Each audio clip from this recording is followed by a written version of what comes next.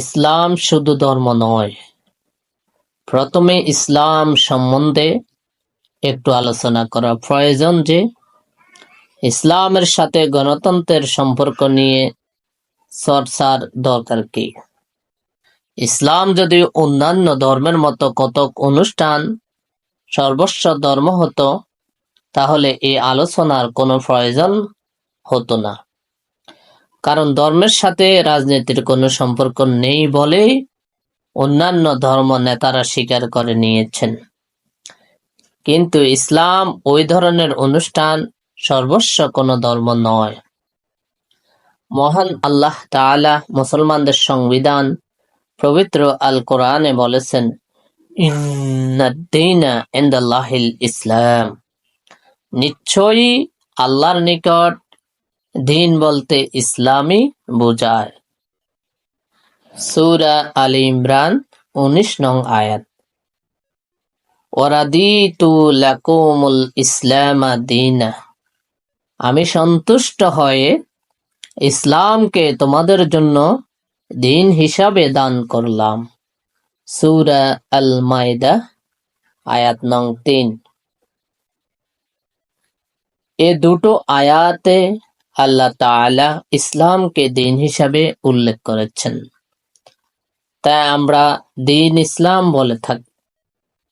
সাধারণ লোকেরা দিন অর্থ ধর্ম মনে করে বলেই দিন ইসলামের অনুবাদ ইসলাম ধর্ম।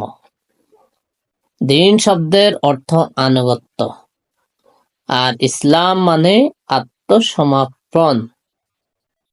তাই দিন ইসলাম হলো আল্লাহর নিকট আত্মসমর্পণের ভিত্তিতে তার আনুগত্যের বিধান। অর্থাৎ দিন ইসলাম এমন একটি জীবন বিধান যা আল্লাহর নিকট পূর্ণ আত্মসমর্পণ ও তার পূর্ণ আনুগত্য দাবি করে। ইসলামের বাস্তব রূপ হচ্ছে মুহাম্মাদুর রাসূলুল্লাহ সাল্লাল্লাহু আলাইহি ওয়াসাল্লাম এর জীবন। তিনি 40 বছর বয়স থেকে 63 বছর পর্যন্ত যা করেছেন এর সবটুকুই আসল ইসলাম। তিনি মসজিদে ইমামতি করেছেন, মদিনায় রাষ্ট্র ও সরকার প্রধানের দায়িত্ব পালন করেছেন, যুদ্ধের ময়দানে সেনাপতিত্ব করেছেন। এই সবই তিনি আল্লাহর রাসূল হিসেবে করেছেন। তাই রাসূল সাল্লাল্লাহু আলাইহি ওয়াসাল্লাম অবশ্যই রাজনীতির ময়দানেও ইসলামের আদর্শ।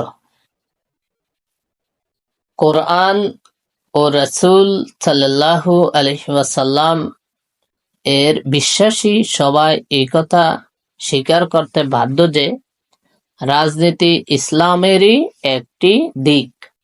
মানুষের জীবনে ব্যক্তিগত, পারিবারিক, অর্থনৈতিক ও ধর্মীয় দিক যেমন আছে তেমনি রাজনৈতিক দিকও রয়েছে। এই কারণেই এ প্রশ্ন স্বাভাবিকভাবেই উঠে যে ইসলামে কতটুকু গণতন্ত্র আছে। আগামী পর্বে আলোচনা করব গণতন্ত্র বলতে কি বোঝায়